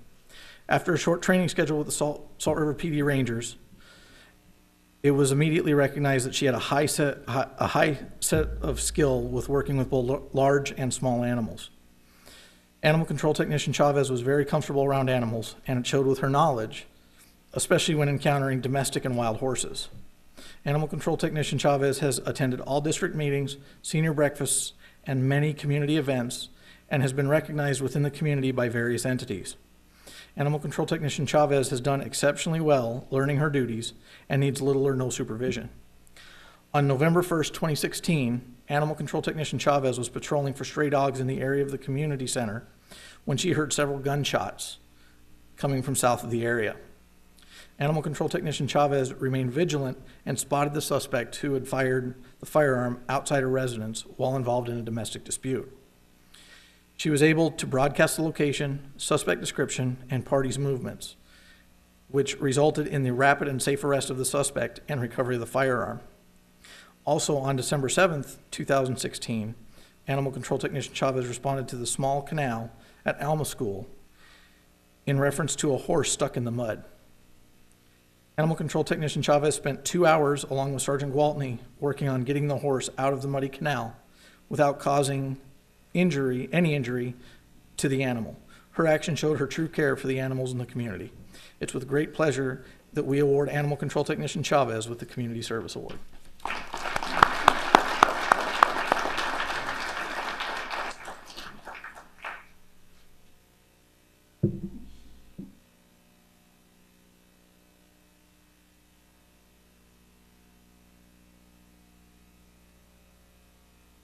Okay, this is where my warning at the beginning came in. I'm going to butcher this last name, and I apologize in advance. I would ask Police Record Supervisor Valerie. You're quick. How is it? There you go. My apologies. As she's walking forward, as the Gila River Police Department's records supervisor, Valerie oversees the Gila River Police Department's records unit. This year alone, she and her staff have processed 7,500 cases and entered more than 10,500 civil and traffic citations into the field-based reporting and records management systems. Not only is she responsible for the daily operations of the records unit, she has also been actively involved in intelligence gathering, data collection, and maintaining statistics for numerous past, current, and criminal cases. Many of these cases are either ongoing or have been investigated by the criminal investigations, special investigations, and criminal apprehensions units. Her relentless commitment to the safety of the community has led to countless successful prosecutions. Monthly, Valerie can be found working well beyond her regularly scheduled work hours, using her personal time to collect and verify all of the department's drug stats for accuracy before reporting to the Bureau of Indian Affairs. She has been an integral part of the completion of the Tribal Access Program by providing felony arrest data, making Gila River Police one of the first tribal agencies to implement this program. Valerie continues to exemplify the department's mission, vision, and values, and does so with confidence. So it's with great honor and pleasure that we award her with the Community Service Award.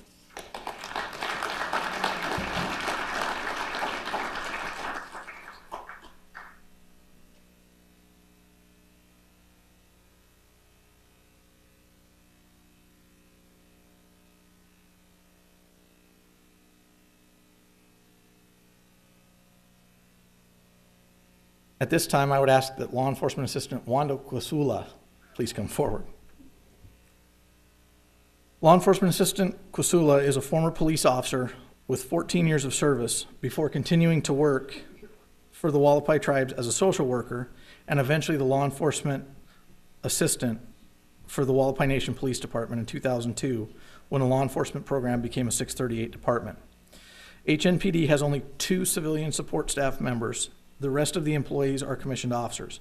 Wanda's role as LEA goes far beyond her administrative duties and responsibilities of her daily tasks at the office. She is a volunteer DJ at the local radio station in Peach Springs, where she hosts the Native Noon Hour. Where we as an organization see her shine the most at is acting as our victim services coordinator and peer counselor, and most recently as a team member of the Mojave County Critical Incident Response Team for the last 2 years. Wanda goes above and beyond to assist the community and the department on critical incident scenes and with victims and the community. Wanda's kind, caring spirit and loving heart that is dedicated to protecting and serving the people of the Wallapai and surrounding communities is truly a reflection of our department motto, which is protecting, providing, and peacekeeping. And this she does for our team and anyone who needs help. It is with great honor that we award Law Enforcement Assistant Kwasula with the Community Service Award.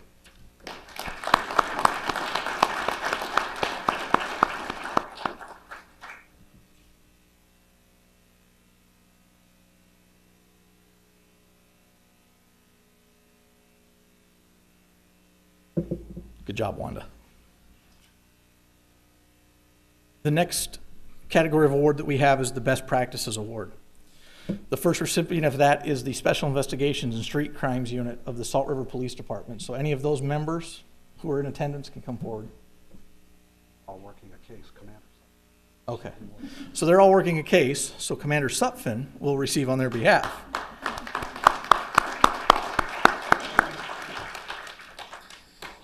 The Special Investigations and Street Crimes Units combined of Lieutenant William Rex Peel, Sergeant Kevin Westberg, Sergeant Jason Jones, Detective Jose Sendejas, Detective Vicente Sendejas, Detective Oscar Esparza, Officer Daryl Garcia, Detective Alejandro Gonzalez, Detective Brandon Harline, Detective Christopher Jones, Detective David Pugh, and Detective Jacob Stahl. The Salt River Police Department Special Investigations Bureau and Street Crimes Unit are comprised of the listed dedicated SRPD officers. Their mission is to detect, deter, and disrupt drug and narcotics related activity and crimes and drug traffickers. Drug and narcotics abuse and drug trafficking is the #1 threat to our community. The Special Investigations Bureau and the Street Crimes Unit team members are also fully participate in community-based policing, education, awareness, and providing training. The SIB and SCU team members work collaboratively with Patrol, Criminal Investigations Division, as well as the DEA and FBI Task Force. SIB and SCU enforcement actions have resulted in, since June 2016 to 2017, they've worked and filed 63 cases, including 85 search warrants, resulting in the following: seized over 362 pounds of drugs that included over 12 pounds of heroin, 50 pounds of cocaine, 100 pounds of marijuana, 200 pounds of methamphetamine. They seized 23 vehicles, made 56 arrests, and got 5 indictments. Several very large-scale narcotics trafficking operations, including one suspect who is the heroin distributor located within the Salt River Pima Maricopa Indian community. SIB and SCU actions and successful cases are impacting narcotics trafficking within the community and making the community safer. It is with great pleasure that the SIB and SCU team members are awarded the Best Practices Award.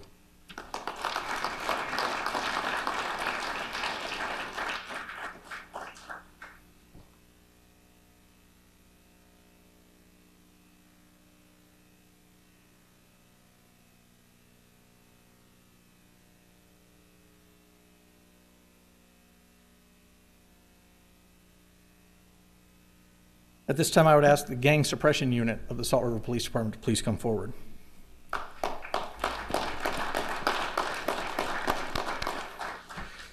The Gang Suppression Unit, comprised of Sergeant Maurice Hurd, Officer Dylan Wallachek, Officer Jose Tavina, Officer Eric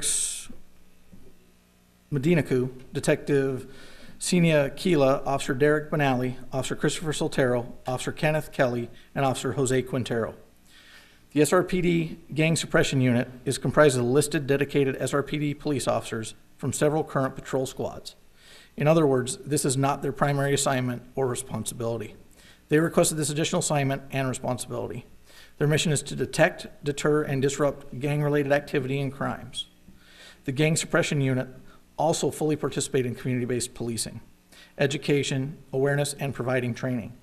GSU enforcement actions have resulted, since June of 2016 to August 2017, 43 community court warrant arrests, 38 felony arrests upon violent gang members and related crimes, 4 special operations plans, including search warrants resulting in arrests, recovery of a stolen vehicle, stolen firearms, ammunition, drugs, paraphernalia, and gang indicia.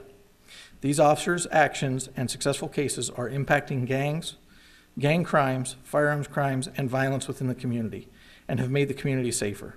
It is with great pleasure that the Gang Suppression Unit members are awarded the ICIN Best Practices Award.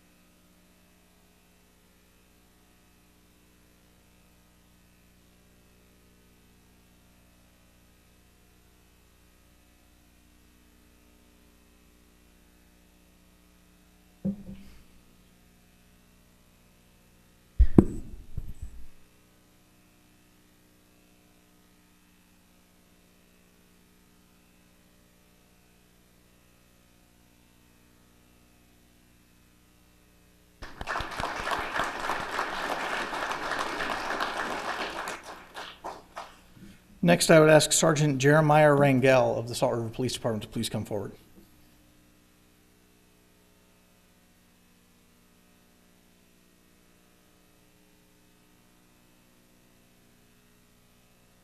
Accepting the award on his behalf will be Commander Gann. Sergeant Jeremiah Rangel and the Salt River Police Department launched a preparatory and coaching class for community members and citizens who have an interest in working for the Salt River Police Department. Salt River Police Department subject matter experts provided a class, were available to coach, guide, and mentor. Salt River Pima Maricopa Indian Community Human Resources professionals were also in attendance. Attendees received valuable coaching, information, and knowledge to be better prepared for the necessary processes involved to test and be successful candidates and become a future Salt River Police Department team member. 2 classes have had almost 50 persons attend, and 3 new hired persons from those classes. We also incorporated community involvement, culture, and traditions into the training. It is with great pleasure that we award Sergeant Rangel with the Best Practices Award.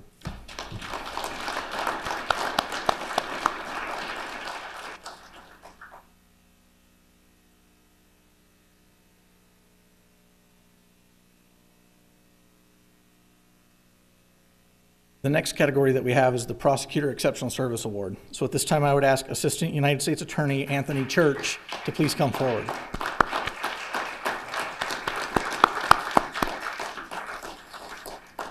For the past 3 years, Assistant U.S. Attorney Church has primarily been prosecuting cases that arise on the Fort Apache Indian Reservation. During that time, Mr. Church handled all manner of violent offenses and sexual crimes. Mr. Church was instrumental in the successful execution of 2 separate multi-agency drug interdiction and domestic violence initiatives to address ongoing issues within the communities of White River and Sibique. Mr. Church coordinated efforts with the FBI, BIA, ATF, U.S. Marshals, and the Navajo County Sheriff's Office. As a result of these community impact initiatives, 11 defendants were federally prosecuted in the first takedown, and 23 were prosecuted in the second takedown.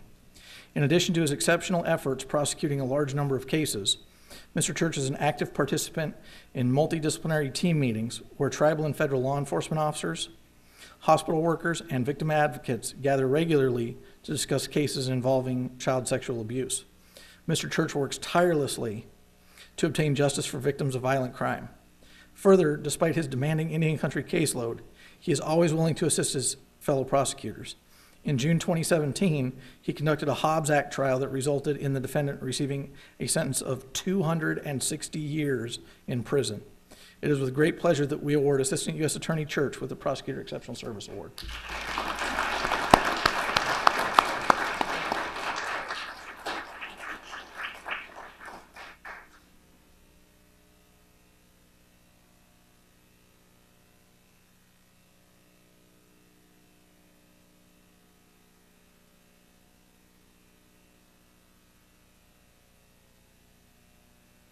We have 3 left to go before lunch, but this next category is a special one. This is the Police Officer of the Year Award. So I would like to ask at this time that Officer Ryan McMorris from the Salt River Police Department please come forward.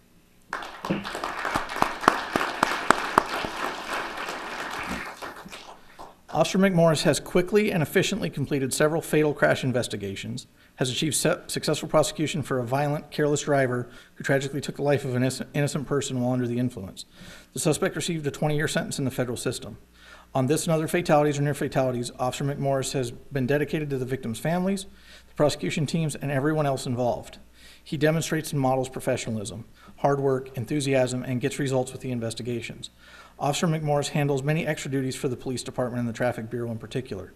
Officer McMorris has been part of the Special Operations Unit Crisis Negotiators team, serving as the team lead and training coordinator, the QAS for the intoxilizers for the entire department, and handles all the commercial vehicle enforcement and inspection within the community, and most recently has been working with a local tow vendor to ensure compliance with their operations.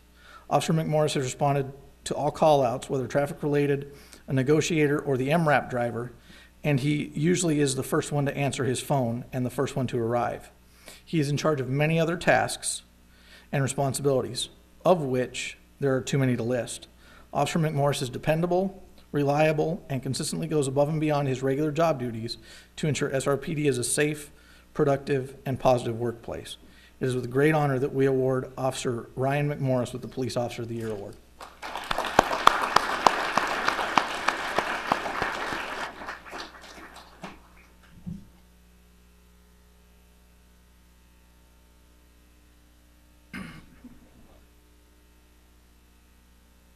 These next two awards were surprising to me when I received them. I went back in the history of ICIN as far as I could go back, and I think this is the first time that we've ever had two police chiefs nominated for the Outstanding Exceptional Service Award. So at this time I would ask Police Chief Mary Schlosser, now I found out today Jarvis, so congratulations, if she would come forward.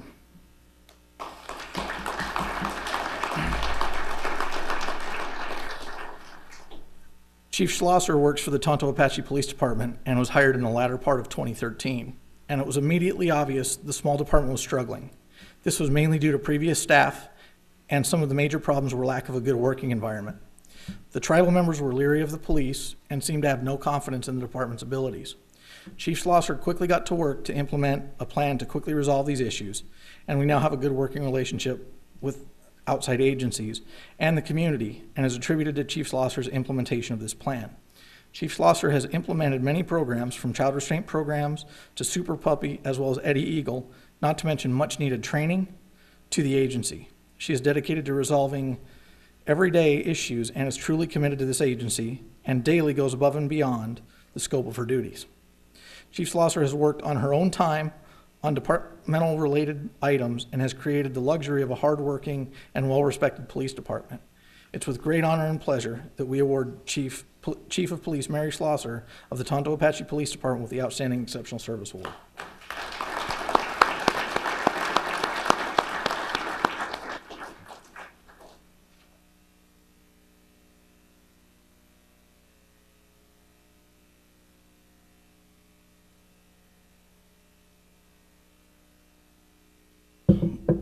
Before we do this next one, we're going to have to do some moving around. If President Ray and Vice President Javier could please join us up here.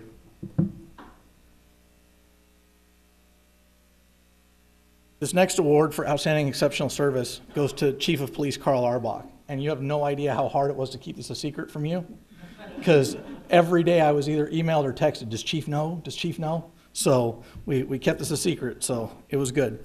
Chief Arbach is a graduate of the Phoenix Police Department's Regional Training Academy in 1980. He has over 30 years of law enforcement service and has proudly served the Salt River Police Department, now in his 26th year. Chief Arbach has served as an officer, field training officer, SWAT team member, detective, sergeant, and lieutenant, assistant chief of police, including 3 separate previous occasions as the acting chief of police, 2004 to 2006, 2011, and 2016, and was officially promoted to Chief of Police in 2016 as the 10th Chief of Police serving the Salt River Police Department. Chief Arbach is absolutely committed to the Salt River Pima Maricopa Indian community and the police department. Those that know him realize that he works 8 days a week, whereby he literally is reading and sending emails at 5 a.m., with the last one going out at 11:59 p.m. Chief Arbach believes in mentorship of our officers. His philosophy is to hire here, retire here, as well as community service. Community relations is a big component of what we do and a cornerstone of Chief Arbach's philosophy of how the men and women shall interact with the citizens. Some examples of the programs he supports and participates in are as follows. The biannual community cleanup projects. Yes, he does know how to work a rake. It is with great honor and pleasure that we award Chief Arbach with the Outstanding Exceptional Service Award.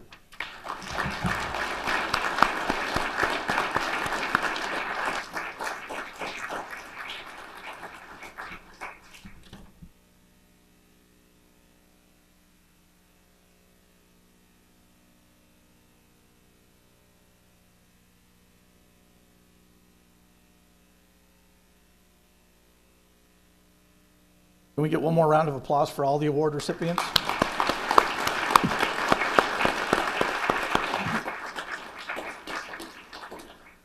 At this time, everyone else can be seated. I would ask Chief Bradley to come forward and do our benediction.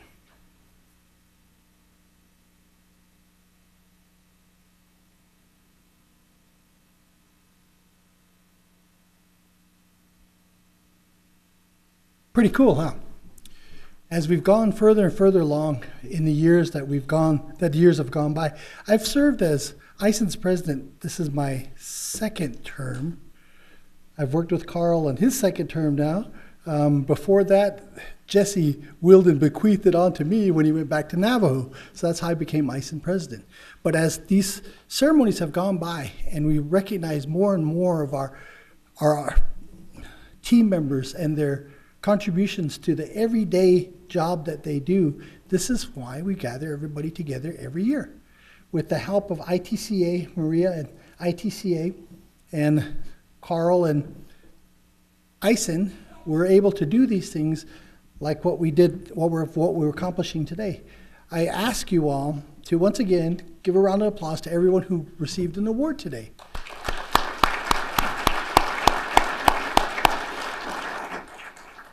I'm particularly honored by the families of our fallen officers who have joined us here today. We are truly thankful for the service that they gave. We are also truly thankful for the families and sharing them with us throughout their short careers. I've had the privilege of knowing one of the young men personally, and in knowing him for the time that I did, he honored me by calling me boss. I never got to work with him, but I got to know him through award ceremonies, the award ceremony we had in 2015. Where I first met him at. What struck me by him was not only his smile, but his height. That's how I remember him, and I'm always going to remember him by his boss and his firm handshake. So I thank you all for sharing your children with us and your family with us. With that being said, Carl, Mary, I thank you for helping me in working the things that we work through in Indian country for all of us to prosper, to be safe, and to move forward. I thank Wanda, my law enforcement assistant, for coming down here today to receive an award. For those of you who know your team members and work with them every day, you realize just how important their interaction with our community is. I was telling my team members the other day that, in fact, our visitors who came to see us from FirstNet and AT&T when they were up last Tuesday, is that it's not us that they know, it's the people who they come to see. And in my case, it's Wanda. Anybody needs anything from the community, they'll call Wanda. Anybody has questions about law enforcement, they'll call Wanda. If we have questions about anybody in the community, we call Wanda. You know, there's that one point in the community is that everyone comes to and knows will be there to give you that help that you need. That's what you all are recognized for. Wanda, being a police officer for 14 years, working for her tribe, and then working for the Bureau of Indian Affairs, and now working with the Wallapai tribe with me, I'm honored to have a person like her on my staff, just as I'm honored to be here with all of you and awarding you with the awards you received today. Thank you for coming here, being with us, and spending time with us just before we get into our Christmas holiday. As we close here, I would like to make sure that we all remember that the things that we do and the things that you do every day make a difference in the lives of someone. Y'all don't realize what you do for people just simply walking in the door. Y'all don't realize what you do by simply just looking at someone and smiling at them and acknowledging them.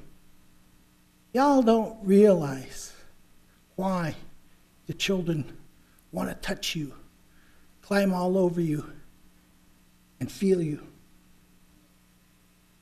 Y'all don't realize how much of a difference you make in the world until someone tells you,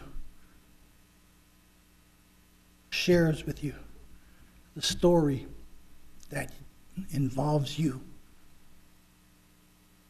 We all see this life in many, many different forms and in many, many different ways. We see it when the children are born. We see it as the children live and grow. We see it as our people move about, live their lives, and grow. We see it in the many forms that it comes in and how life leaves this earth and moves on into the next world. We see that. We all know that as life. And with that, you sharing your life with us here today and the part of it that you shared with us in this time, I thank you for that. With that, I'm going to say a prayer for not only myself, but all the rest of us who are here today, and I'd like you just to bear with me as we go forward in this prayer. I'd like to ask God, the Holy Ones and the Creator, to bless each and every one of us as we go forward through the remainder of this day. Bless each and every one of us with good health and well-being, continued strength, continued wisdom, continued guidance.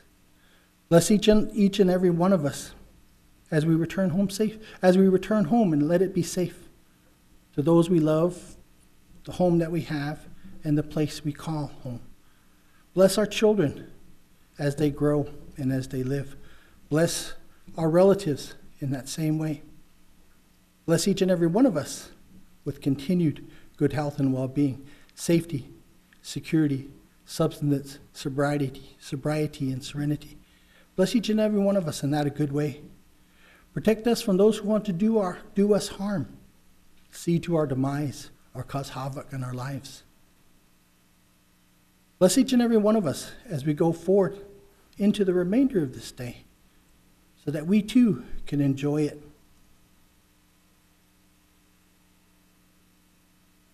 As we have enjoyed the many days of our past. Watch over us, lead us, guide us, protect us, and provide for us, especially those men and women who have worn a uniform and served us in the countless arenas of conflict overseas and abroad, our veterans. Bless each and every one of them who serve today, who are our children, our relatives, our family, our friends in the armed forces. Bless each and every one of us and our first responders in all that they do and the difference they make in the lives of the people around them. Bless each and every one of us as human beings as we go forward into this day. But most of all, I thank you for allowing us to be here together today, to enjoy each other's company, to share in the reverence of life as it has been shared with you by those who receive awards today. Keep them all safe, keep them all well, keep them all healthy, as I ask for each and every one of us that same blessing. As we go forward into the rest of this day, thank you for allowing me the time, the opportunity, the pleasure of being here as an Indian country warrior. I thank my parents, my grandparents, and all those wise ones who chose to share their knowledge with me. Thank you for affording me this opportunity to see life, to live life, and to be part of the life of those like me. Bless our families, bless our children, bless our people, Bless each and every one of us who are here today. Bless our food that we are going to partake in here shortly, and watch over us as we go forward into the rest of this day. Again, thank you for the blessings that you bestowed upon us, and I ask you once again to bless us with good health and well-being, safety, security, substance, sobriety, serenity, and shelter as we go forward into our lives and this coming holiday and as we prepare for the new year. Ojona Haslin, Ojona Haslin, Ojona Haslin, Ojona Haslin. Yeah. Thank you, ladies and gentlemen.